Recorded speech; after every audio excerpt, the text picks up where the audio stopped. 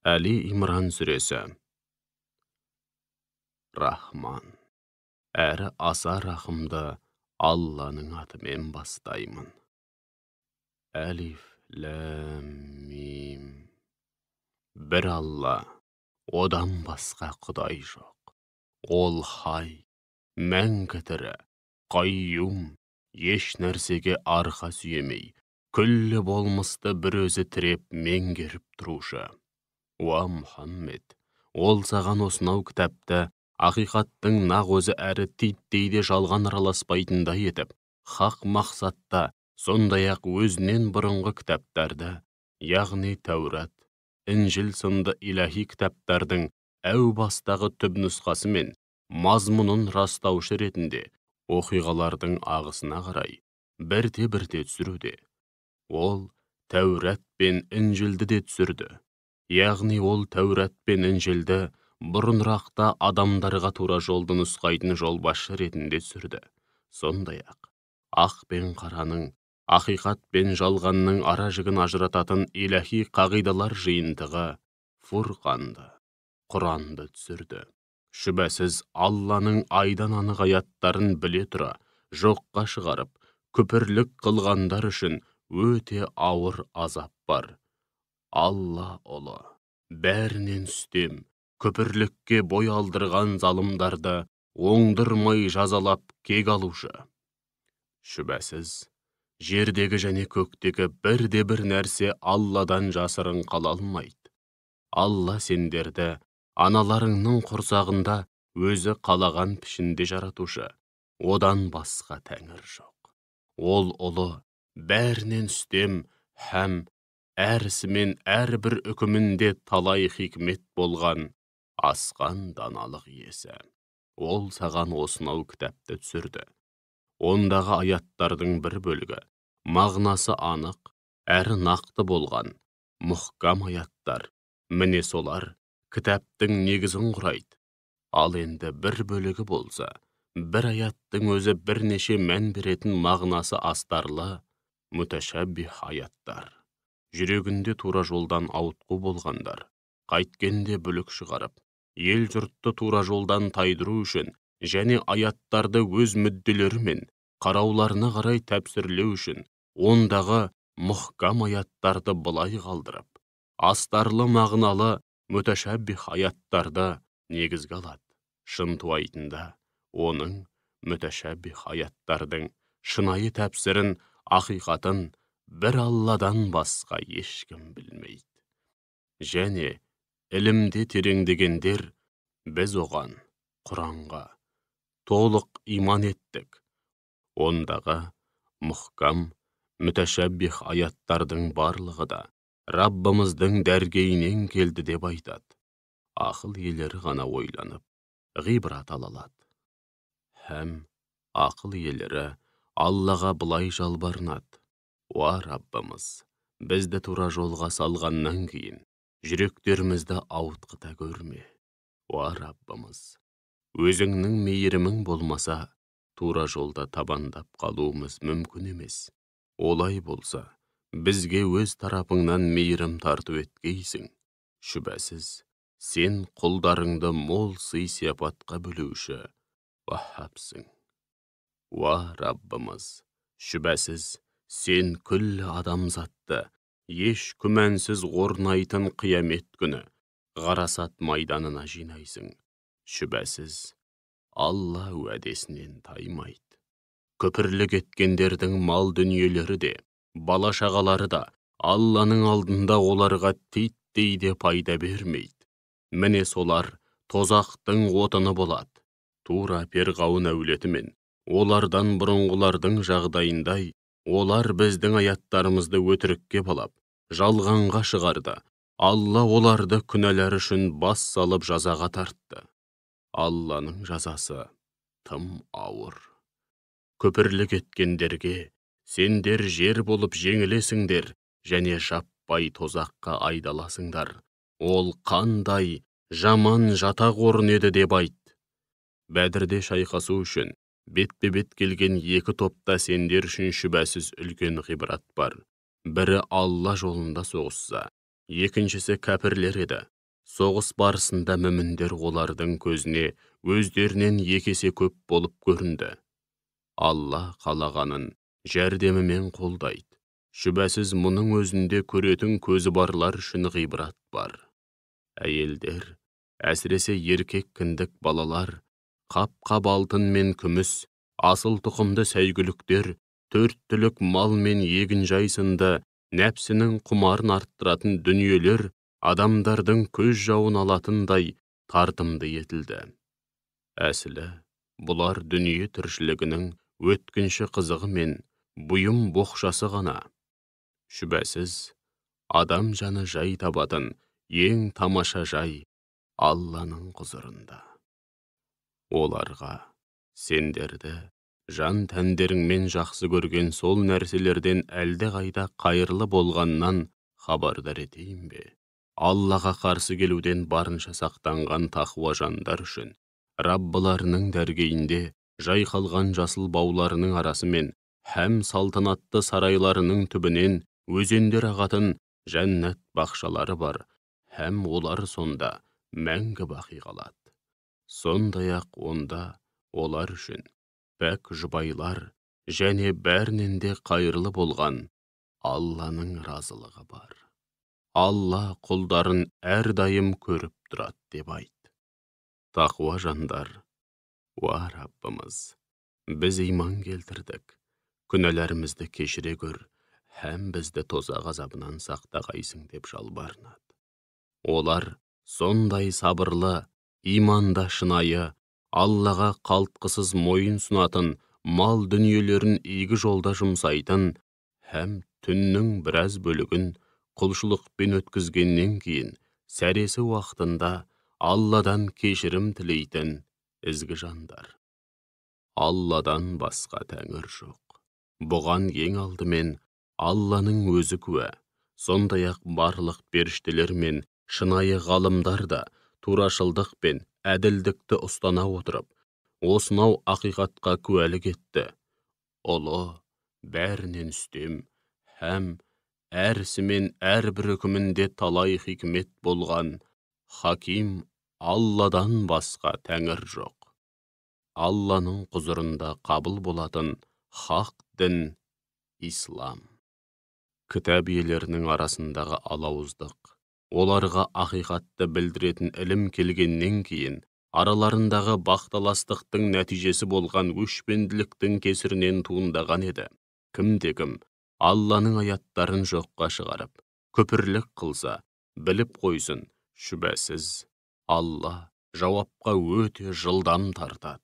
Егер кітап иелері сенімен дін мәселесінде сөз таластыруға келсе, оларға мен жан тәніммен бір Аллаға мойын сұндым, маған ергендер де бір Аллаға мойын сұнды деп айт.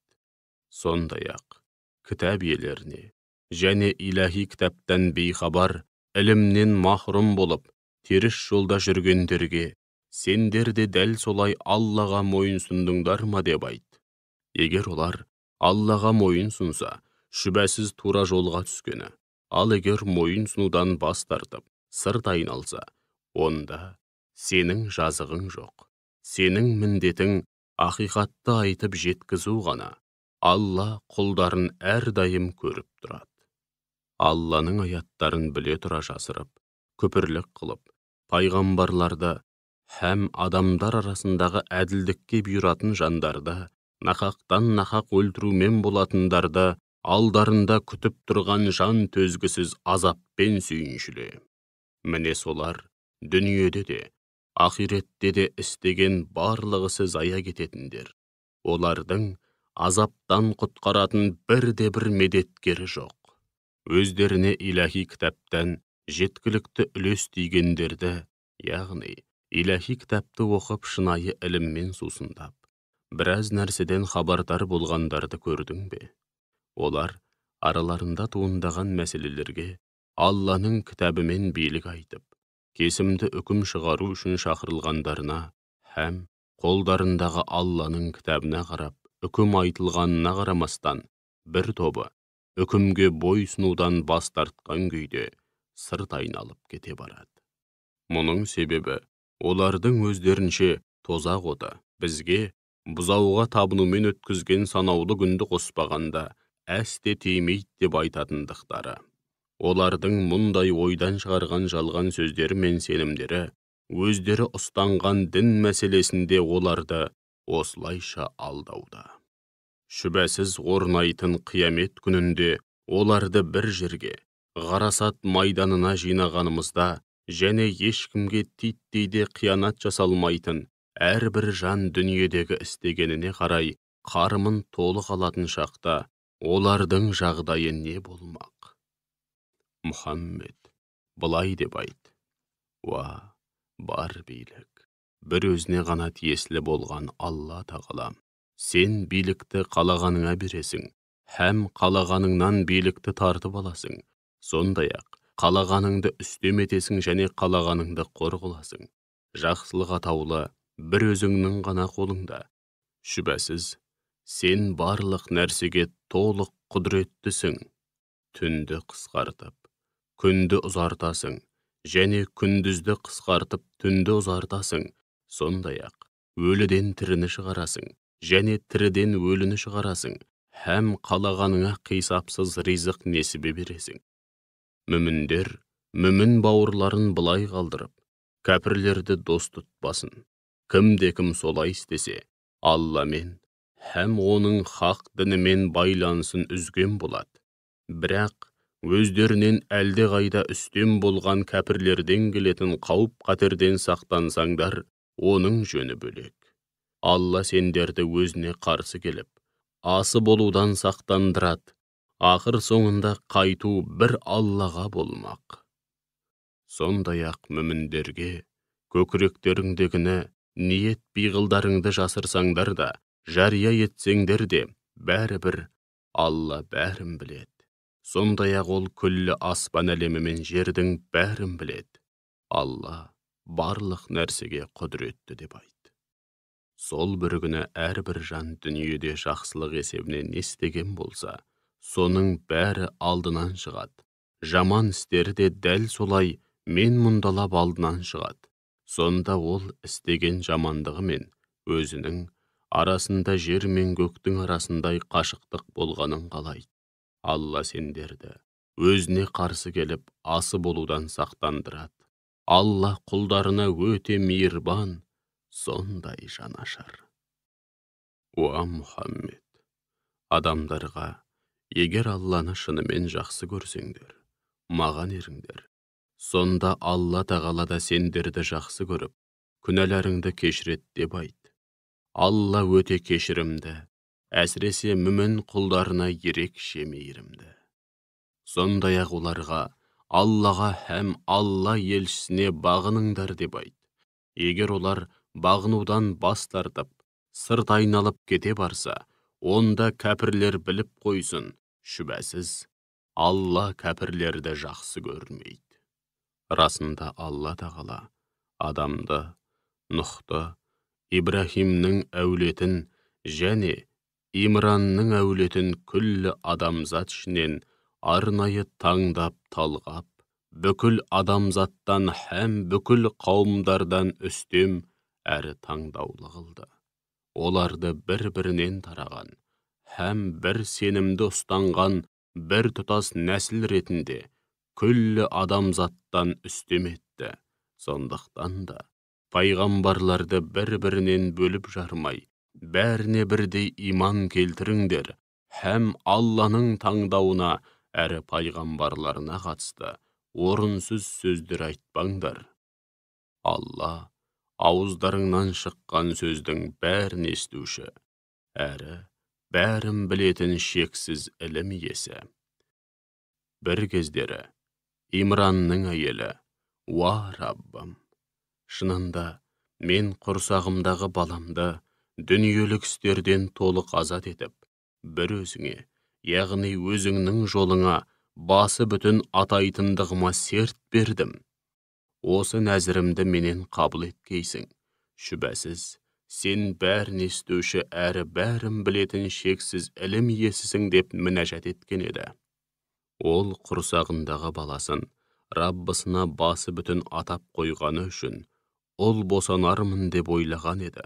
Сөйтіп, ай күні толып, баласын босанғанда, өзі күткендей ұл емес, қыз тапқандықтан, уа Раббым, мен қыз босандым деді.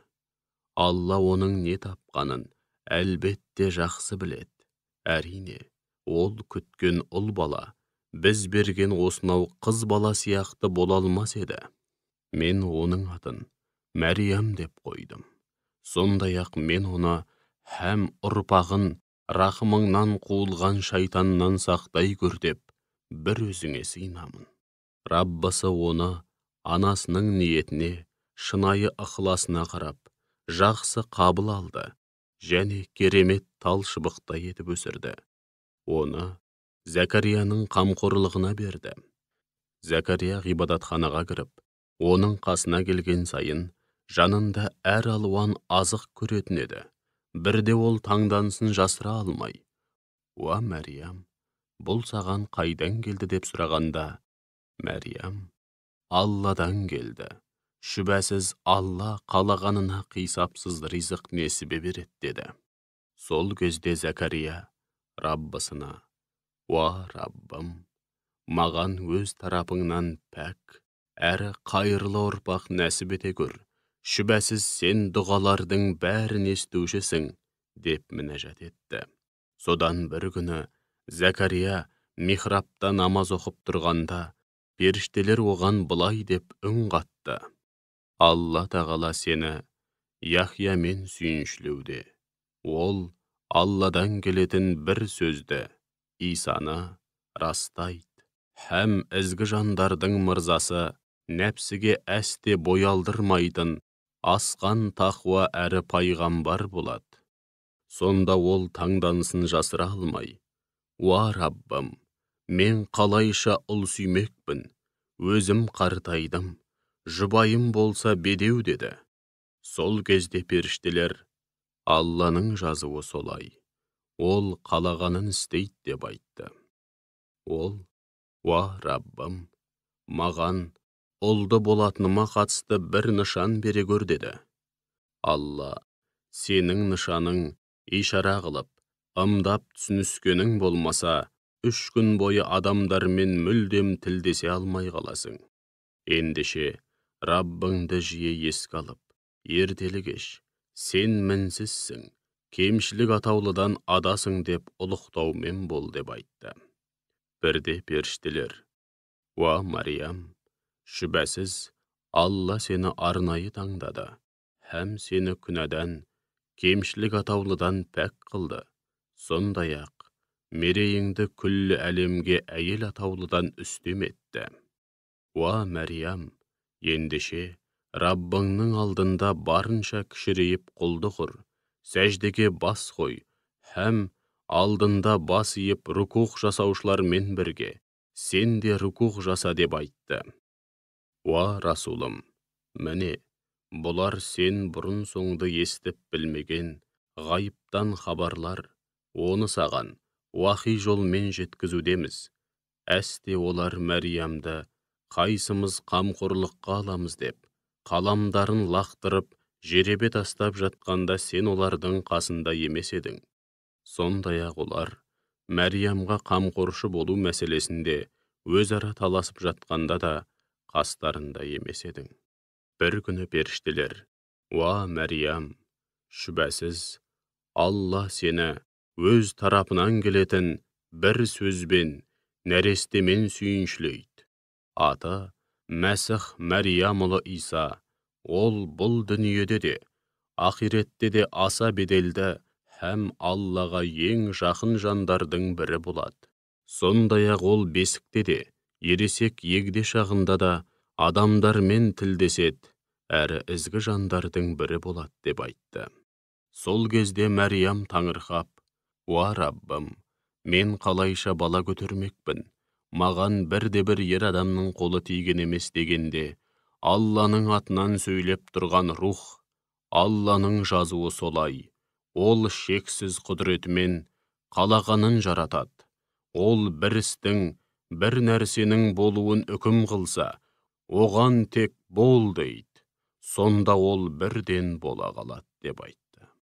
Алла оған кітап пен хикметті, Тәуратты және Інжілді үйретті, һәм оны Исраил ұрпақтарына елші етіп жіберді.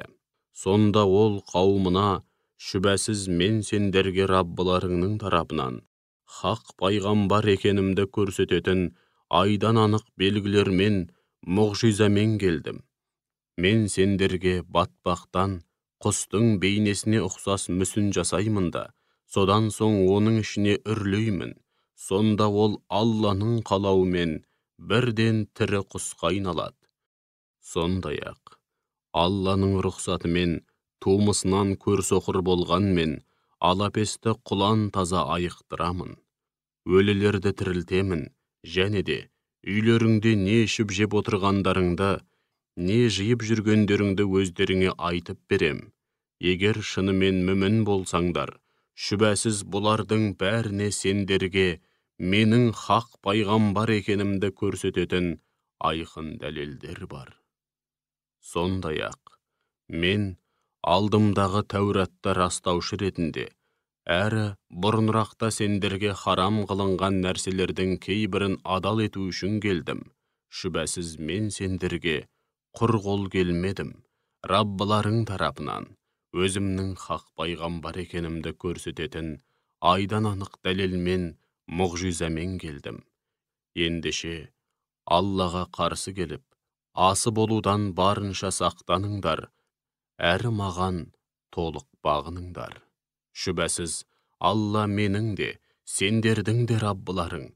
Олай болса, оған қалтқысыз құлшылық етіңдер. Нағыз тура жол, міне осы деп айтады. Иса олардың шектен шыққан күпірлігін, тіпті өзіне қарсы қастандық ойлағанын сезгенде, Аллаға барар жолда маған қолдау көрсететін кім бар деп жарияға жар салды. Сол кезде хауарилер, біз бармыз, біз Алланың ақ жолының қолдаушыларымыз дегеннен кейін, біз бір Аллаға иман келтірдік. Уа Иса, біздің Аллаға толық мойынсұнған мұсылман екенімізге сен де куә бол деп айтады. Сондай-ақ олар, уа Раббымыз, түсірген кітабыңа иман келтірдік, және елшіңнің соңынан ердік. Бізді өзің түсірген кітаптың, жіберген елшіңнің хақ екендігіне куә болушылардың қатарына жазғайсың деп жалбарынды. Олар, яғни күпірлікте табандаған жебірейлер, Исаға қастық ойлап, тұзақ құрды. Алла тағала болса, өз қалауын жүзеге асырды, яғни олардың құрған тұзақтарын зая кетіріп, тиісті сазайларын берді. Алла түбінде өз дегенін болдырып, мүмін құлдарына қарсы тұзақ құрғандарды өздері құрған тұзаққа түсіруші. Сол кезде Алла, уа Иса, сенің пайғамбарлық міндетің аяқталды. Енді сені бақиға жеткіземін, сені өз дәргейіме көтеріп әкетемін, һәм күпірлік қылғандардан құтқарып, кінәсіз, пәк екеніңді паш етемін. Сондай-ақ, қиямет қайымға дейін, соңыңнан ергендердің мерейін, күпірлікте табандағандардан үстем етемін. Содан кейін бәрің маған қайтасыңдар. Сонда, пәниде бір-біріңмен таласып тартысқан мәселелеріңе қатысты, өзім билік айтып, үкім шығарамын деп айтты. Ал күпірлік қылғандарға келсек, оларды дүниеде һәм ақиретте ауыр азаппен жазалаймын. Сонда олардың азаптан қағатын бірде-бір жанашыр медеткері болмайды. Ал иман етіп, игілікті істер істегендер болса, Алла олардың қарымын толық қайтарады. Алла айдан анық аяттарын жоққа шығарып, күпірлік қылған һәм өзіне серік қосқан залымдарды жақсы көрмейді. Уа Мұхаммед, міне осынау ақиқаттарды саған аяттардан және хикметке толы Құраннан оқып берудеміз. Шынында, Алланың алдында дүниеге келу тұрғысынан Исаның мысалы адамға ұқсайды. Алла оны ер мен әйелдің қатысынсыз топырақтан жаратты. Содан кейін оған рух үрлеп, бол дегенде бірден бола қалды. Ақиқат тек қана Раббыңнан келеді. Ендеше бұл мәселеде титтейде күмән келтіруші болма. Өзіңе осынау хақ ілім жеткеннен кейін, кім сенімен Иса жайлы сөз таластыратын болса, ондайларға: қане келіңдер, біз өз балаларымызды, сендер өз балаларыңды, біз өз әйелдерімізді, сендер де өз әйелдеріңді, сондай-ақ біз өзімізді, сендер де өздеріңді бір жерге шақырайық. Содан кейін бәріміз бір ауыздан, сондай-ақ біз өзімізді, сендер де өздеріңді бір жерге шақырайық. Содан кейін бәріміз бір ауыздан шын көңілден Аллаға жалбарынайық. Сөйтіп, Алланың лағнеті өтірікші кәззаптарға жаусын деп қарғыс айтайық де. Міне, Исаға қатысты ақиқат осы: Алладан басқа тәңір жоқ. Шүбәсіз Алла азиз, ұлық, бәрінен үстем, һәм хаким, әр ісі мен әрбір үкімі хикметтерге толы болған асқан даналық иесі. Егер ол ақиқатты мойындамай сырт айналып кете барса, шүбәсіз Алла ондай бүлікшіл бұзғындарды жақсы біледі. Уа Мұхаммед, оларға: уа кітап иелері, қане бізге де сендерге де ортақ болған арамыздағы мына сөзге келейік. Алладан басқа ешкімге табынбайық, және оған ешкімді һәм еш нәрсені серік етіп қоспайық. Сондай-ақ Алланы ұмытып, бірімізді біріміз тәңір тұтпайық деп айт. Егер олар бұл үндеуге құлақ аспай сырт айналып кете барса, онда ендеше куә болыңдар: шүбәсіз біз Аллаға лайықты түрде мойын сұнған мұсылманбыз деп айтыңдар. Уа кітап иелері, сендер неліктен Ибрахим пайғамбар жайында ол жебірей еді, немесе христиан еді деп дауласасыңдар? Өздерің де білетіндей, Тәурат та, Інжіл де одан кейін түсірілген. Сәл де болса ақылға салып ойланбайсыңдар ма? Мақұл, өздерің азды көпті білетін мәселе Иса хақында дауластыңдар делік. Ал енді өздерің жарытып білмейтін мәселе Ибрахим жайында неге сөз таластырасыңдар? Анығында ақиқатты Алла біледі, сендер білмейсіңдер. Шынында Ибрахим жебірей де, христиан да болған емес. Ол жалған сенімдерден іргесін аулақ салып, бір Аллаға ғана сыйынып, мойын сұнған шынайы мұсылман еді. Сондай-ақ ол мүшріктерден де емес еді. Шынында адамдар арасында Ибрахимге ең жақын болғандар оның соңынан ергендер. Мына аса қадірлі пайғамбар және маңайындағы иман келтіргендер. Алла мүміндердің жанашыр досы. Кітап иелерінің арасындағы бір топ сендерді ақиқаттан адастырып, тура жолдан тайдырғысы келеді. Шынтуайтында олар өз-өздерін ғана адастыруда, һәм соның парқына да бармауда. Уа кітап иелері, қолдарыңдағы кітаптан хақ екенін көре тұра, неліктен Алланың аяттарын жасырасыңдар, һәм мойындамай күпірлік қыласыңдар? Уа кітап иелері, неліктен біліп тұрып ақиқатпен жалғанды араластырасыңдар, және ақиқатты жасырасыңдар? Кітап иелерінен, жебірейлерден бір топ бір-біріне, иман еткендерге түсірілген кітапқа, таңертең сырттай болса да иман келтіріңдер, және кешке қарай күпірліктеріңді паш етіңдер. Бәлкім сонда олар күмәнға бой алдырып, қайтадан бұрынғы діндеріне қайтар. Сондай-ақ, діндеріңді ұстаған адамнан өзге жанға әсте иланбаңдар десті. Уа Мұхаммед, шүбәсіз нағыз тура жол Алланың жолы деп айт. Сондай-ақ олар бір-біріне, сендерге берілген уахидың басқа біреуге де берілгендігіне, немесе Раббыларыңның алдында мұсылмандардың сендерге қарсы дәлелді уәж айтып дауласатынына, тіпті сендерді тұқыртып сөзбен жығатынына сенбеңдер деседі. Оларға: Шүбәсіз бар жақсылық бір Алланың қолында, оны қалағанына нәсіп етеді. Алла жаратылыс атаулының бәрін шексіз шарапатына бөлеуші, құлдарына кеңшілік жасаушы, һәм кімнің не нәрсеге лайықты екенін бәрінен де жақсы білетін шексіз ілім иесі. Өзінің мейірімін һәм уақи, пайғамбарлық сынды ерекше нығметті қалаған құлына ғана арнайы нәсіп етеді. Алла зор жақсылық, шексіз шарапат иесі деп айт. Кітап иелерінің арасында мол қазына мүлікті аманат етіп тапсырсаң, оны өзіңе толық қайтарып беретіндер бар.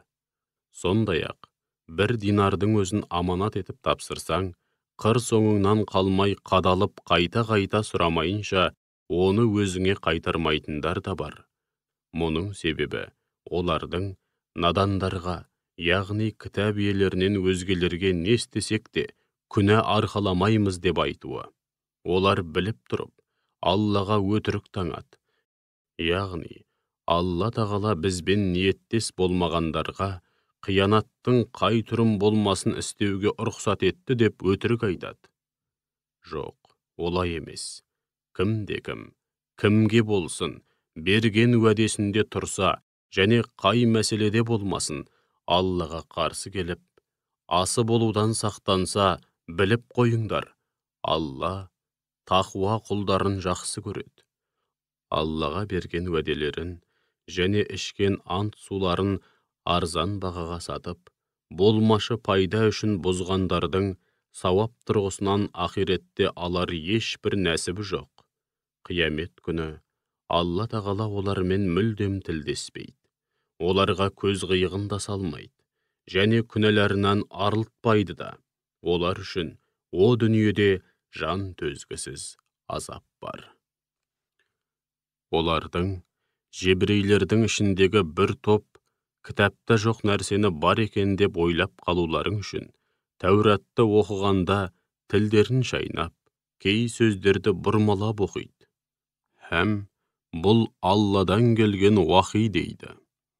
Асылында ол Алладан келген уахи емес. Олар біліп тұрып Аллаға өтірік таңады. Алла қандайда бір адамға кітап, билік, дұрыс үкім шығара білу қабілеті мен даналық және пайғамбарлық берген болса, содан кейін оның ел жұртқа, Аллаға емес, маған құл болыңдар деп айтуы мүмкін емес. Керісінше, ол ел жұртқа, өзгелерге үйретіп, өздеріңде зерделеп оқып жүрген осынау кітаптың арқасында, Раббани, яғни Алланың шынайы һәм ықыласты құлдары болыңдар деп айтады. Сондай-ақ ол сендерге періштелер мен пайғамбарларды тәңір тұтыңдар деп те бұйырмайды. Сендер Аллаға толық мойынсұнып мұсылман болғаннан кейін, пайғамбарларың сендерге кәпір болыңдар деп бұйырады ма? Бұл ақылға сыймайды. Уа кітап иелері, Алла тағала кезінде бүкіл пайғамбарларға, сендерге кітап һәм хикмет бердім. Ендеше өздеріңнен кейін қолдарыңдағы кітапты растаушы пайғамбар келсе, онда оған міндетті түрде иман келтіріп, қолдау көрсетесіңдер деп олардан уәде алған еді. Алла пайғамбарларға, мұны қабылдайсыңдар ма? Осынау ауыр тапсырмамды қалтқысыз орындауды мойындарыңа аласыңдар ма дегенде олар, қабылдаймыз, мойнымызға аламыз деп жауап берді. Сонда Алла, ендеше бұл сөздеріңе өздерің куә болыңдар, һәм қауымдарыңда куә болсын, мен де сендер сияқты куә боламын деп айтты. Ал енді кімде-кім бұдан кейін уәдесінен тайып сырт айналса, міне солар діннен безген күнәһарлар.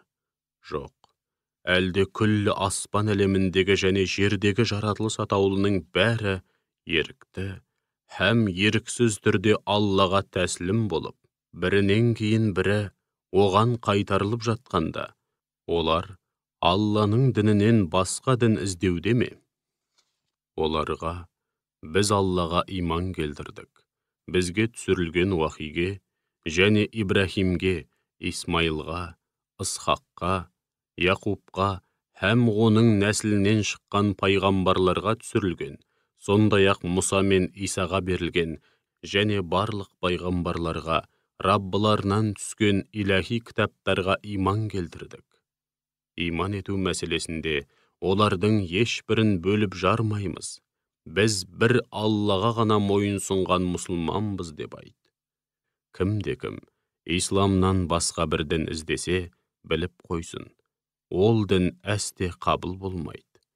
Сөйтіп ол ахиретте зиян шегетіндердің қатарында болады. Иман келтіріп, пайғамбардың хақ екеніне куә болғаннан соң, сондай-ақ айдан анық дәлелдер, мұғжизалар келгеннен кейін, күпірлік қылған қауымды Алла тура жолға қалай салмақ? Алла күпірлікте табандап, өз-өзіне қиянат жасаған залым қауымды әсте тура жолға салмайды. Олардың сазайы Алланың, періштелердің және күллі адамзаттың қарғысына ұшырау. Олар мәңгі бақи сол лағнеттің астында қалады. Олардың азабы әсте жеңілдетілмейді, һәм оларға ешкім көз қиығында салмайды. Яғни, рахым назарын салмайды. Алайда содан кейін тәубе етіп, күпірлік пен күнә атаулыдан толық арылып түзелгендердің жөні бөлек. Шүбәсіз, Алла өте кешірімді, тәубеге келіп, өзіне бет бұрған құлдарына ерекше мейірімді. Ал иман келтіргеннен кейін, күпірлік қылғандардың һәм күпірлікте табандап, одан сайын азғындыққа салынғандардың тәубесі қабыл болмайды. Олар нағыз адасқандар. Шүбәсіз, өмірінің соңына дейін күпірлікте табандап, сол күйі кәпір болып өлгендердің әрбірі азаптан құтылу үшін жер беті толы алтын берсе де, олардың ешбірінен ондай төлем қабыл болмайды. Міне, соларға жан төзгісіз азап бар, һәм оларға қол ұшын беретін медеткер де болмайды. Жақсы көрген мал дүниелеріңнен Алла жолында жұмсамайынша, ізгілік пен кемелдікке қол жеткізе алмайсыңдар. Сондай-ақ қайыр садақа ретінде не берсеңдер де, Алла оны сөзсіз біледі. Тәурат түсірілмей тұрып, Исраилдің, яғни Яқуб пайғамбардың өз-өзіне харам еткенінен өзге, Құранда адал етілген ішіп-жем атаулының барлығы Исраил ұрпақтарына адал болған. Ендеше оларға, Тәуратта мансұқ аяттар жоқ деген сөздерің рас болса, онда Тәуратты әкеліңдер де оқыңдар деп айт. Ал енді бұдан былай кім-кім өз ойынан өтірік айтып, соны Аллаға телейтін болса, міне солар Алланың алдында асы болып, өз-өздеріне қиянат жасаған нағыз залымдар. Уа Мұхаммед, оларға Алланың айтқаны рас. Ендеше жалған сенімдерден арылып, пәк жүрек таза ниетпен бір Аллаға ғана иман еткен күйде Ибрахимнің хақ дініне кіріңдер. Өздерің де жақсы білетіндей, ол мүшріктердің қатарында емес еді деп айтқын. Шүбәсіз, жер бетінде адамдар үшін құлшылық орны ретінде ең алғаш салынған үй Меккедегі Қағба. Ол құт берекенің қайнар көзі, күллі адамзатты тура жолға бастаушы һәм бет бұратын құбыла. Онда оның қасиеттілігін көрсететін айқын белгілер мен дәлелдер, соның ішінде Ибрахимнің құлшылық еткен орны бар. Кім-кім Алланың үйіне кірсе, қауіп-қатерден аман болады. Алланың үйін зиярат етуге шамасы жететін әрбір адам үшін қажылыққа бару, оның мойнындағы Алланың ақысы. Ал кім-кім күпірлік қылып, қажылықты жоққа шығарса, немесе жағдайы болып, шамасы жетіп тұрып, қажылық парызын өтемесе, біліп қойыңдар. Алла ешкімге мұқтаж емес, ешкімнің қажылығына да, басқа құлшылығына да зәру емес.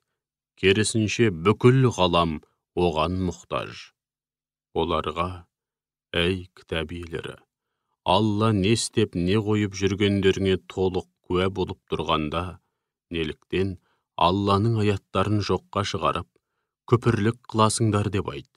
Сондай-ақ оларға, уа кітап иелері, өздерің ақиқатқа куә бола тұра, неліктен Алланың тура жолын қисық, теріс етіп көрсетуге тырысып, иман еткендерді Алланың хақ жолынан қақпайлайсыңдар. Алла не істеп, не қойып жүргендеріңнен бейхабар емес деп айт.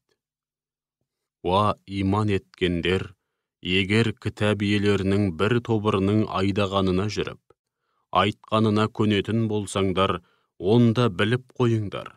Олар сендерді иман келтіргеннен кейін кері кетіріп, діннен бездіріп кәпір қылады. Көз алдарыңда Алланың аяттары оқылып жатқанда, һәм араларыңда Алла елшісі жүргенде қалай ғана діннен безіп, күпірлік қыласыңдар. Кім-кім Аллаға шын көңілден берілсе, шүбәсіз тура жолға түскені. Уа иман еткендер, Аллаға қарсы келуден тиісінше сақтаныңдар. Һәм өмір бойы бір Аллаға мойын сұнып, ажалдарың келгенде де, кәміл мұсылман болып қана жан тапсырыңдар, басқаша өлмеңдер. Барлығыңда Алланың желісіне, дініне мықтап жармасыңдар және өзара бөлінбеңдер. Сондай-ақ, Алланың өздеріңе үйіп төгіп берген нығметін естеріңе алыңдар. Кезінде біріңе-бірің бітіспес дұшпан едіңдер, ал бүгін Алла тағала жүректеріңді жарастырды. Сөйтіп, оның иман, хақ дін ислам сынды баға жетпес нығметінің арқасында біріңе-бірің бауыр болдыңдар. Сондай-ақ кезінде сендер тозақ шыңырауының шетінде тұрған едіңдер. Алайда Алла сендерді одан сақтады. Сендер тура жолға түссін деп, Алла өзінің аяттарын міне осылайша ашық баяндайды. Уа мүміндер, араларыңда ел жұртты ізгілікке шақырып, жақсылықты бұйыратын һәм жамандықтан тиятын бір қауым болсын. Міне солар екі дүниеде де азаптан құтылып, мақсат мұратына жеткендер. Өздеріне ақиқатты көрсететін айдан анық дәлелдер келгеннен кейін, алауыздықтың кесірінен жік-жікке бөлініп, сан түрлі теріс жолдарға түсіп кеткендер сияқты болмаңдар. Олар үшін алапат азап бар. Күндердің күнінде бір шама жүздер ағарып, бір шамасы қара қошқыл тартады. Сонда жүздері қарайғандарға, иманға келгеннен кейін күпірлік қылдыңдар, солай ма? Ендеше, күпірлік қылғандарың үшін мына азапты тартыңдар делінеді. Ал жүздері ағарғандар Алланың шексіз мейіріміне бөленіп, жұмаққа кіреді. Олар онда мәңгі бақи қалады. Міне бұлар Алланың аяттары. Біз оларды саған титтейді күмән араластырмай, ақиқаттың нақ өзі ретінде оқып берудеміз. Алла бірде-бір жаратылысқа, ешбір жанға қиянат жасауды қаламайды. Күллі аспан әлемі мен жердегінің бәрі бір Аллаға тиесілі. Сондай-ақ, барлық істер нәтижеде Алланың алдына барады. Сөйтіп ол қай іске қандай үкім шығарса, сол болады. Уа Мұхаммедтің үмбеті! Сендер Раббыларыңның қалауымен күллі адамзаттың игілігі үшін жарыққа шығарылған, жаралған, ең қайырлы үмбетсіңдер. Үнемі жақсылыққа шақырып, жамандықтан тиясыңдар. Аллаға кәміл сенесіңдер. Егер кітап иелері де сендер секілді иман келтірсе, шүбәсіз өздері үшін жақсы болар еді. Шүбәсіз олардың арасында да шынайы мүміндер бар. Алайда басым көпшілігі хақ діннен безген күнәһарлар. Олар тіл тигізіп, ренжіткені болмаса, сендерге ешбір зиян келтіре алмайды. Егер сендермен соғысатын болса, жондарың көрсетіп қашады. Содан соң олар ешкімнен қолдау таппайды. Олар пешенелеріне қорлық мөрі басылғандықтан қай жерде жүрсе де қорлықтан көз ашпайды. Тек Алла тарапынан қорғауға алынғандарының және мүміндердің қорғауында болғандарының жөні бөлек. Сондай-ақ олар Алланың қаһарына ұшырап, маңдайларына бейшаралық мөрі басылды. Өйткені олар Алланың аяттарын жоққа шығарып, күпірлік қылатын және пайғамбарларды нақақтан-нақақ өлтіретін еді. Себебі олар аслық қылып, шектен шығумен болған еді. Әйтсе де олардың бәрі бірдей емес. Кітап иелерінің арасында да өздерің секілді иман етіп тура жолға түскен қауым бар. Олар түнімен Алланың аяттарын оқып, сәждеге жығылады. Олар Аллаға һәм ақирет күніне кәміл сенеді, һәм ел жұртты жақсылыққа бұйырып, жамандықтан тыюға тырысады. Сондай-ақ қайырлы, игілікті істерде бір-бірімен жарысады. Міне солар ізгі жандардың қатарында. Олар қандай жақсылық істесе де, Алланың құзырында еңбектері еш кетпейді. Алла өзіне қарсы келуден барынша сақтанған, өзін лайықты түрде ұлықтайтын тақуа жандарды жақсы біледі. Күпірлік қылғандардың мал-мүліктері мен бала-шағалары Алланың алдында оларға титтей де пайда бермейді. Олар тозақтықтар, олар сонда мәңгі бақи қалады. Олардың бұл дүниеде ел-жұртқа көз қылып жұмсаған мал-пұлдарының мысалы өз-өздеріне қиянат жасап, күнәға батқан қауымның егістігіне тиіп, ойрандап кеткен ызғарлы дүлей дауыл сияқты. Алла оларға зұлымдық жасамады. Керісінше, олар күнәға батып, өз-өздеріне қиянат жасады. Уа иман еткендер, мүміндерден өзгені сырлас дос тұтпаңдар. Өйткені қаскөй кәпірлер сендерге жамандық жасау үшін қолдарынан келгенін аямайды. Сондай-ақ олар сендердің қиындық пен қасіреттен көз ашпағандарыңды қалайды. Көрмейсіңдер ме? Сендерге деген дұшпандықтары ауыздарынан төгілуде, ал іштеріне бүккен қастығы одан бетер. Егер ақылға салып ойланып, тиісінше әрекет ететін болсаңдар, сендерге айдан анық ақиқаттарды ашық баяндаудамыз. Сендер жүректерің таза, көңілдерің пәк болғандықтан оларды дос тұтып жақсы көресіңдер. Алайда олар сендерді жақсы көрмейді. Сондай-ақ сендер иләһи кітаптардың барлығына кәміл сенесіңдер. Олар болса, сендермен жолыққанда иман келтірдік деп айтады. Ал өздері оңаша қалғанда сендерге деген ыза кектен бармақтарын шайнап, тістерін қайрайды. Оларға сол ыза кектеріңе булығып өліңдер деп айт.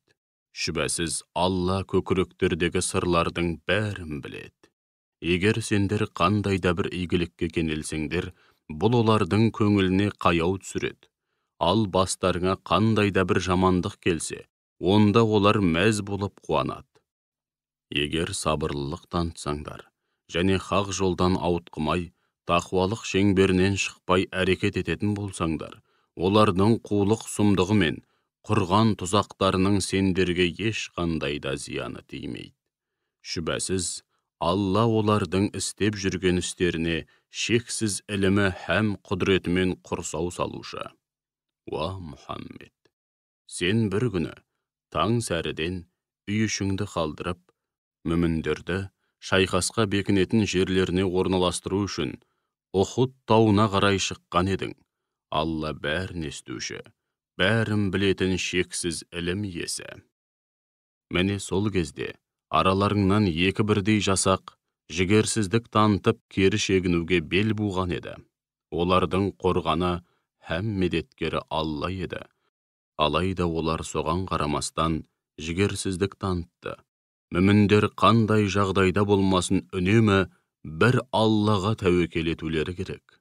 Шүбәсіз, ол сендерге кәпірлермен салыстырғанда өте аз әрі тым қауқарсыз болған кездеріңде Бәдірде қолдау көрсетіп, жеңіске жеткізген еді. Ендеше Аллаға қарсы келуден барынша сақтанып, тақуалық шеңберінен шықпаңдар. Сонда оған тиісінше шүкірлік еткен боласыңдар. Уа Мұхаммед, сол кезде оларға Раббыларың сендерге көктен түсірілетін 3000 періштемен жәрдем беріп, қолдаса жетпей ме деген едің? Әрине жетеді. Егер сабырлылық танытсаңдар, һәм Аллаға қарсы келуден сақтансаңдар, дұшпандарың дәл қазір тұтқиылдан шабуыл жасайтын болса, Раббыларың жауынгерлік нышаны бар 5000 періштемен сендерге жәрдем береді. Алла бұл жәрдемді сендерге тек сүйінші ретінде, һәм сол арқылы жүректерің орнықсын деп көрсеткен еді. Жәрдем мен жеңіс азиз, ұлы, бәрінен үстем, әрі хаким, әрісімен әрбір үкімінде талай хикмет болған асқан даналық иесі Алладан ғана келеді. Сондай-ақ Алла бұл жәрдемді бірсыпыра кәпірді өлтіріп, енді бірсыпырасын тұтқынға түсіру арқылы күпірлік қылғандардың бір тобын жою мақсатында, ал қалғандары түңіліп, сорлап қайтсын деп көрсетті. Уа Мұхаммед, мұның бәрін істеген Алла. Сенің бұл іске еш қатысың да, ықпалың да жоқ. Алла қаласа оларды тәубеге, иманға келтіріп, күнәләрін кешіреді, қаласа оларды күпірлікте табандаған залымдар ретінде азаптайды. Күллі аспан әлеміндегі һәм жердегі жаратылыс атаулының бәрі бір Аллаға тиесілі. Ол қалағанын жарылқап кешіреді, қалағанын азаптайды. Алайда Алла құлдары қанша жерден күнәға батса да, тәубелеріне келген жағдайда өте кешірімді. Әсіресе тәубе етіп, өзіне бет бұрған құлдарына ерекше мейірімді. Уа иман еткендер, пайызды еселеген үстіне еселеп өсім жемеңдер, Аллаға қарсы келуден сақтаныңдар. Сонда екі дүниеде де азаптан құтылып, мақсат мұраттарыңа жетесіңдер. Сондай-ақ кәпірлер үшін әзірленген тозақ отынан иманға келіп, игілікті істер жасау арқылы сақтаныңдар. Аллаға һәм Расулына бағыныңдар. Сонда екі дүниеде де мейірімге бөленесіңдер. Раббыларыңның жарылқауына һәм шынайы тақуалар үшін әзірленген кеңдігі 7 қат аспан мен жердей болған жұмаққа асыға ұмтылыңдар. Нағыз тақуалар кеңшілікте де, таршылықта да Алла жолында садақа бергендер. Ашу қысқанда өзін ашуландырған адамның сазайын беруге шамасы жете тұрып, ашуын жеңе білгендер, һәм адамдарға кешірімді болғандар. Шүбәсіз Алла міне осындай ізгі жандарды жақсы көреді. Сондай-ақ олар жағымсыз іс істегендерінде немесе күнәға батып, өз-өздеріне қиянат жасағандарында бірден Алланы еске алып, күнәлары үшін кешірім сұрайды. Күнәларды Алладан басқа кім кешіре алады дейсің? Сондай-ақ олар біліп тұрып, бір істеген күнәні қайта-қайта істемейді. Олардың алатын сыйы, қарымы, Раббыларының жарылқауы мен жайқалған жасыл бауларының арасынан және зәулім сарайларының түбінен өзендер ағатын жәннат бақшалары болмақ. Олар сонда мәңгі бақи қалып, бақытты ғұмыр кешеді. Діннен үйреніп білгенін іске асырып, игілікті істер істегендердің алар сыйы неткен ғажап десеңші. Сендерден бұрын қаншама ғибратқа толы оқиғалар, қаншама шариғаттар өтті. Олай болса жер бетін шарлап, Алланың хақ діні мен пайғамбарларын жалғанға шығарғандардың ақыры не болғанын өз көздеріңмен көріңдер. Міне бұл, яғни тарихта орын алған ғибратқа толы оқиғалар адамдарға ақиқатты ашық баяндау және тақуа жандар үшін тура жолды көрсету һәм уағыз насихат. Уа мүміндер, ұнжырғаларың түсіп, жасымаңдар, қайғы мұңға салынбаңдар. Егер шын мүмін болсаңдар, шүбәсіз сендер үстемсіңдер. Егер сендер Ухудта жараланған болсаңдар, сендерге қарсы соғысқан қауым да Бәдірде дәл солай жараланды. Міне біз ондай жеңісті күндерді Алла шынайы мүміндерді анықтасын, сондай-ақ араларынан иман ақиқаттарына куә болатын бір қатар куәгерлер немесе шейіттер таңдап алсын деп адамдар арасында алма кезек ауыстырып тұрамыз. Шүбәсіз, Алла күпірлікте табандап, күнәға батып, өз-өзіне қиянат жасаған залымдарды жақсы көрмейді. Сондай-ақ, Алла иман еткендерді күнәларынан тазартсын, һәм кәпірлерді бірте-бірте түп тамырмен жойып жіберсін деп, ондай жеңісті күндерді адамдар арасында алма кезек ауыстырып тұрамыз.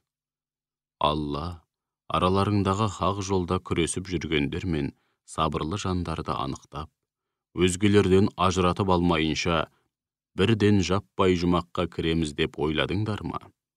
Сендер өліммен бетпе-бет келмей тұрып, шейіт болып өлуді тілейтін едіңдер. Міне енді ол алдарыңда, алайда сендер бұрын соңды шейіттікті аңсамағандай құр қарап тұрсыңдар.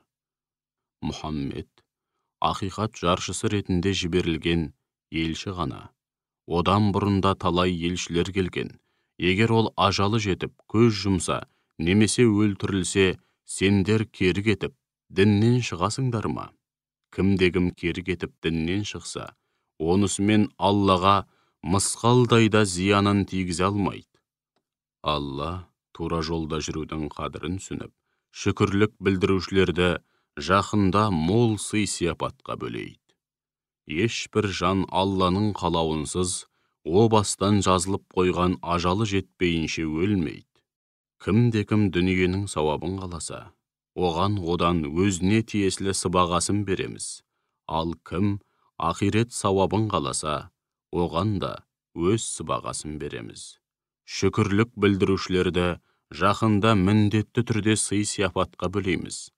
Қаншама пайғамбар өтті, олармен бірге өздерін хақ жолына атаған көптеген құдайшыл тақуа жандар Алла жолында ақиқат үшін соғысты. Олар Алла жолында бастарына келген ауыртпалықтарға еш мойымады, жасымады, және жау алдында тізе бүкпеді. Алла сондай сабырлы жандарды жақсы көреді.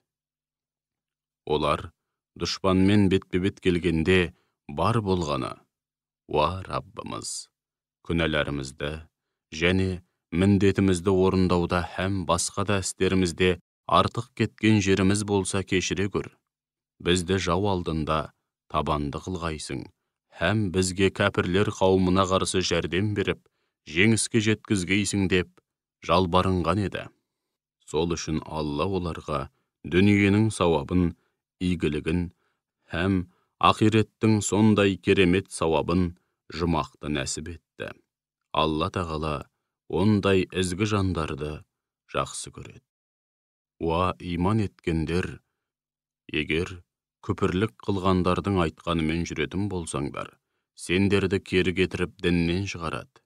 Нәтижеде дүниеде де, ақиретте де зиянға ұшырайсыңдар. Керісінше сендердің иелерің Алла, ол ең жақсы медеткер. Алла тағала Құдай екендіктері хақында ешбір дәлел түсірмеген нәрселерді, пұттарды оған серік етіп қосқандары үшін күпірлік қылғандардың жүрегіне үрей саламыз. Олардың мәңгілік тұрағы жалынатқан жаһаннам. Күпірлікте табандап, Аллаға серік қосып, өз-өздеріне қиянат жасаған залымдардың тұрағы қандай жаман. Алла сендерге берген уәдесін орындады, оның қалауымен дұшпанды қынадай қырған едіңдер. Алайда жан тәндеріңмен қалаған жеңісті сендерге осылайша көрсеткеннен кейін олжаға қызығып, босаңсып қалдыңдар. Һәм де орындарыңнан тапжылмаңдар деген қатаң бұйрық төңірегінде дауласып, ақыры Алла елшісінің бұйрығын орындамадыңдар. Араларыңда дүниені қалайтындар бар еді, сондай-ақ ақиретті қалайтындар да болды. Сондықтан да Алла сендерді сынап көру үшін өздерің біраз жерге дейін тықсырып келген жаудан қашуға мәжбүр етті. Соған қарамастан сендерді кешірді. Алла мүміндерге үнемі жақсылық жасаушы, шексіз шарапат иесі. Сонда сендер ешкімге бұрылып қарамастан бас сауғалап қашқан беттеріңде майдан даласынан ұзап кете бардыңдар. Сол кезде Алла елшісі арттарыңнан дауыстап шақырумен болған еді.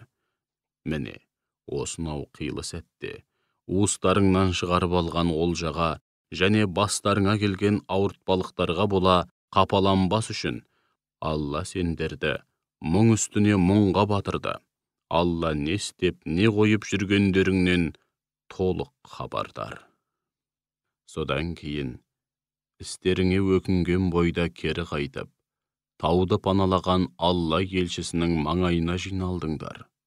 Алла бастарыңа түсірген мұнша мұң мен ауыртпалықтың артынан бойларыңды билеген қорқынышты сейілтіп, жан тыныштығына бөледі.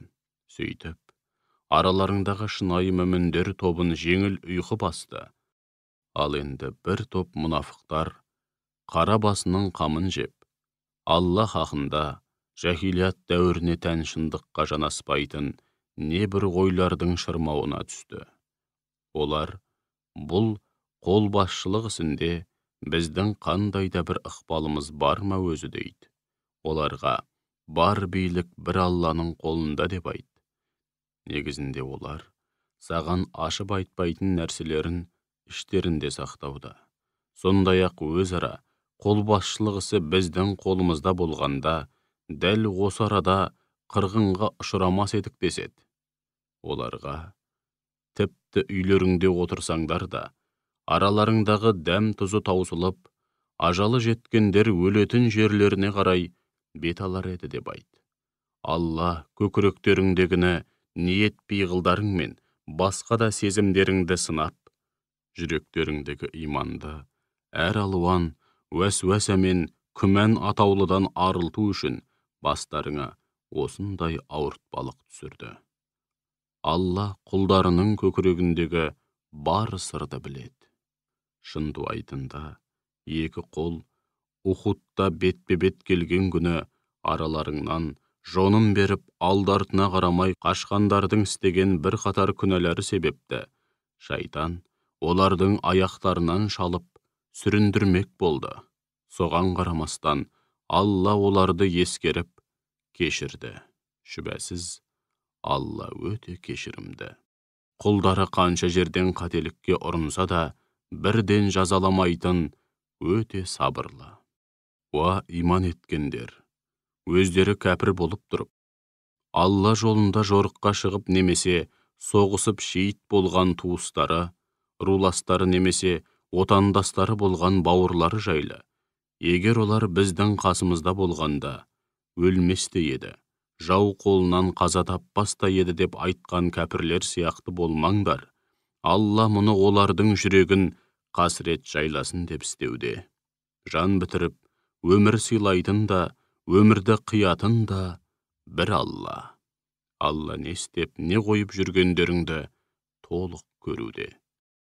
Егер Алла жолында өлтірілсеңдер, яки өлсеңдер біліп қойыңдар, Алланың кеңшілігі мен рахымы олардың, кәпірлердің тірі жүріп, өмір бойы жиған терген дүниелерінен әлде қайда қайырлы. Өздерің өлсеңдер де, өлтірілсеңдер де, сөзсіз Алланың алдына жиналасыңдар. Уа Мұхаммед, сен сондай қиын шақта Алланың рахымының арқасында ғана айналаңдағы адамдарға жұмсақ, биязы бола білдің.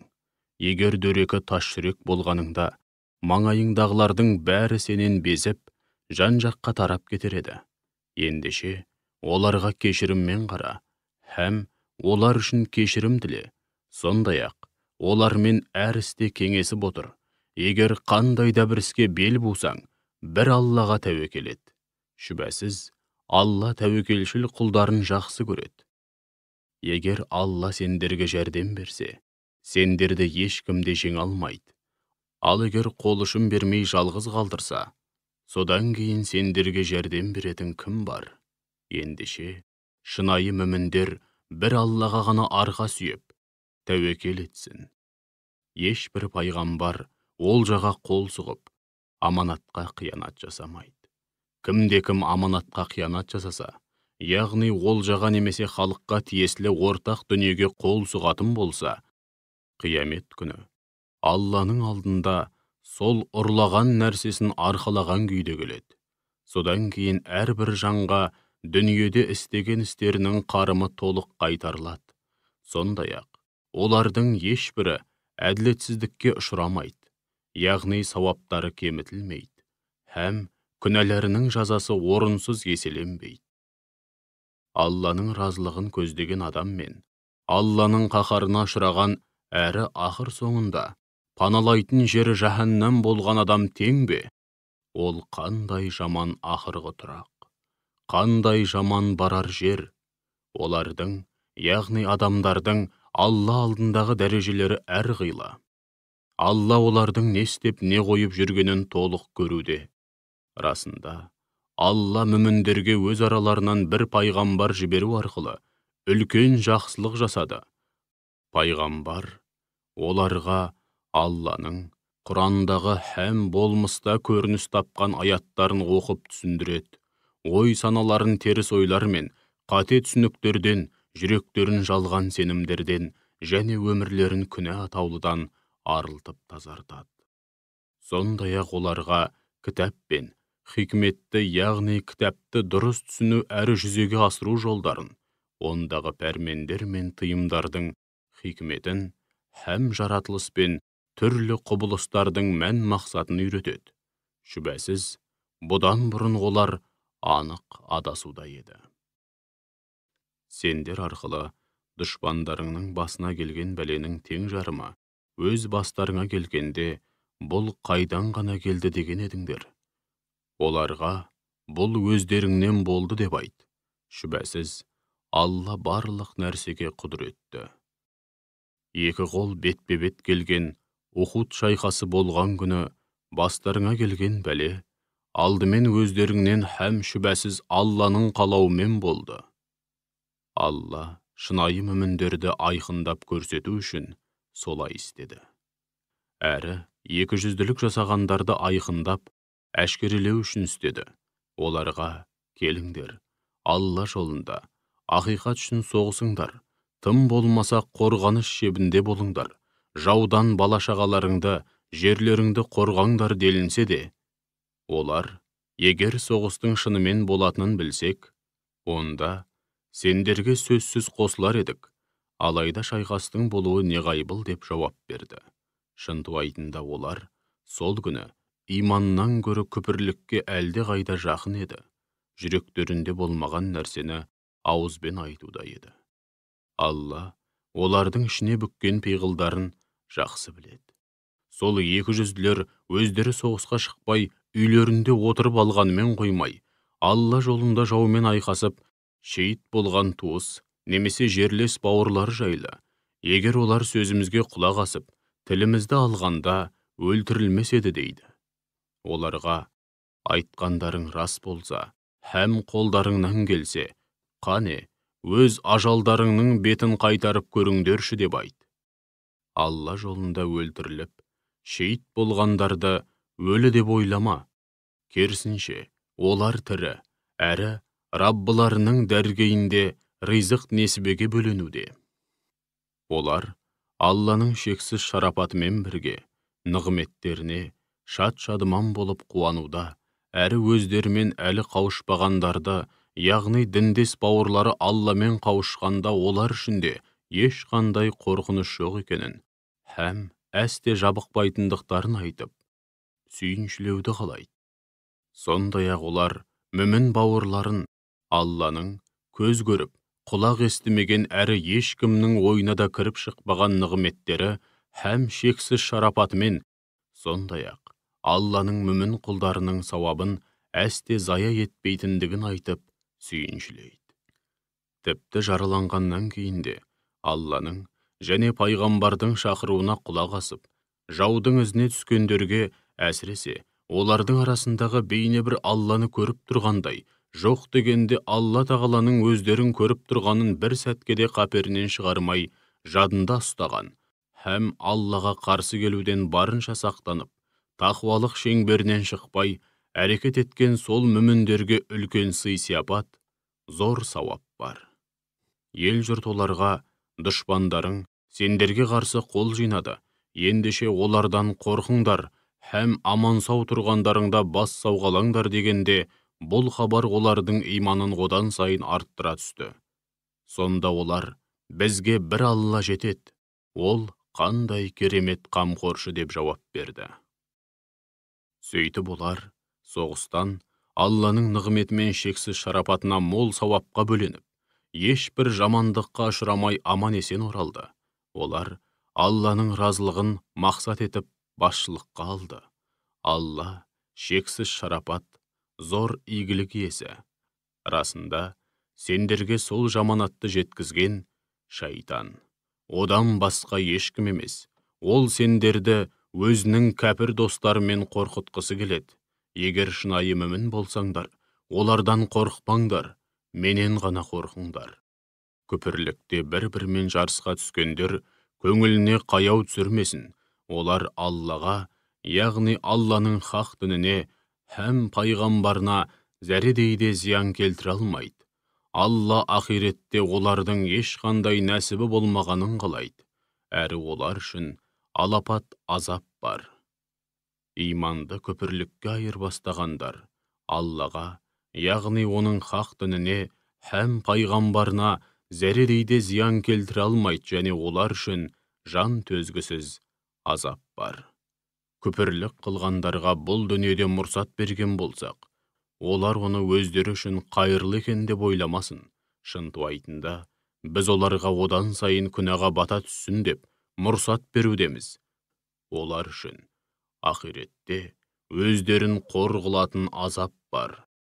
Алла мүміндерді үнемі сендердің жағдайларың сияқты кімнің мүмін, кімнің мұнафық екені белгісіз болған қиын жағдайда қалдырмайды. Түбінде таза мен ластың, ақ пен қараның, мүмін мен мұнафықтың ара жігін ажыратады. Сондай-ақ Алла барлығыңды бірдей, адамдардың жүрегіндегі бар сырды біліп, ғайыптан хабар беретін көріп келетпейді. Алайда ол пайғамбарларының арасынан қалағанын таңдап алып, оларға өзі қалаған деңгейде ғайыпта һәм адамдардың жүрегіндегі сырларды білетін ерекше қабілет береді. Ендеше Аллаға және пайғамбарларына иман келтіріңдер. Егер шынымен иман келтіріп, Аллаға қарсы келуден сақтанып, тақуалық шеңберінде өмір сүретін болсаңдар, сендер үшін көз көріп құлақ естімеген, ешкімнің ойына да кіріп шықпаған үлкен сый-сияпат бар. Алланың шексіз шарапатымен үйіп төгіп берген мал дүние, ілім, күш қуат сынды нығметтерін игі жолға жұмсамай сараңдық қылғандар, бұл қылықтары өздері үшін қайырлы болады деп ойламасын. Керісінше, бұл өздері үшін жаман болады. Қиямет күні сараңдық қылып жинаған дүние мүліктері өз мойындарына оралады. Күллі аспан әлемі мен жердің бар мұрасы бір Аллаға тиесілі, яғни ондағы барлық нәрсе түбінде Аллаға қалады. Алла олардың не істеп не қойып жүргенінен толық хабардар. Алла пақыр, біз баймыз деп айтқандардың сөзін Алла естіді. Біз олардың айтқанын және пайғамбарларды нақақтан нақақ өлтіргенін жазып қоямыз. Һәм о дүниеде оларға тозақ отының күйдіретін азабын татыңдар деп айтамыз. Міне, бұл азап өз қолдарыңмен істеген күнәларыңның қарымы. Алла құлдарына әсте қиянат, әділетсіздік жасамайды. Сондай-ақ олар Алла бізден мұғжиза ретінде көктен түсетін, от жалмап күл қылатын құрбандық әкелмейінше, бірде-бір пайғамбарға сенуші болмаңдар деп уәде алған еді дейді.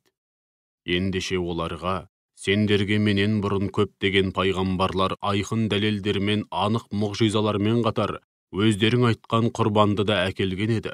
Егер айтқандарың рас болса, онда неге нақақтан нақақ өлтірдіңдер деп айт. Уа Мұхаммед, егер олар саған өтірікшісің деп, өзіңе де, сөзіңе де сенбесе, еш мұңайма. Шүбәсіз, сенен бұрында талай пайғамбарлар өтірікшіге баланған еді. Олар да қауымдарына өздерінің хақ пайғамбар екенін көрсететін ап-айқын дәлелдермен, көпе-көрнеу мұғжизалармен, өсиетке толы иләһи парақтармен және Тәурат пен Інжіл сынды адамдардың көкірегіне иман нұрын ұялатып, жолдарына жарық түсіретін нұрлы кітаптармен келген болатын. Әрбір тірі жан бір күні өлімнің дәмін міндетті түрде татады. Қиямет күні бұл дүниеде істеген істеріңнің қарымын толық аласыңдар. Кім тозақтан аулаға кетіліп, жұмаққа кірсе, зор жетістікке һәм мақсат мұратына жеткені біліп қойыңдар. Бұл дүниенің тіршілігі алдамшы қызықтан, жалған бұйым боқшадан басқа түк демес. Ендеше, уа мүміндер, шүбәсіз, сендер мал мүліктеріңе һәм жан тәндеріңе қатысты түрлі сынақтарға душар боласыңдар. Сондай-ақ, өздеріңнен бұрын иләһи кітап берілгендерден және Аллаға серік қосқандардан көңілдеріңе тиетін талай сөз естисіңдер. Егер соның бәріне сабырлылық танытсаңдар һәм Аллаға қарсы келуден сақтанып, тақуалық шеңберінде өмір сүрсеңдер, міне сол асқан табандылық пен ерекше күш-жігер талап ететін сауабы мол зор істердің бірі. Кезінде Алла кітап иелерінен кітаптағы ақиқаттарды, әсіресе Алланың соңғы елшісі жайлы маңызды мәліметтерді ел жұртқа ашық айтып жеткізетін боласыңдар, һәм ондағы ақиқаттарды жасырмайсыңдар деп уәде алған еді. Алайда олар мұны қаперлеріне ілмей, бірден бұлай ысырып қойып, оны мал дүние, шен-шек пен атақ-абырой сынды болмашы бағаға сатып жіберді. Расында, олардың бұл саудасы қандай жаман әрі зиянды десеңші.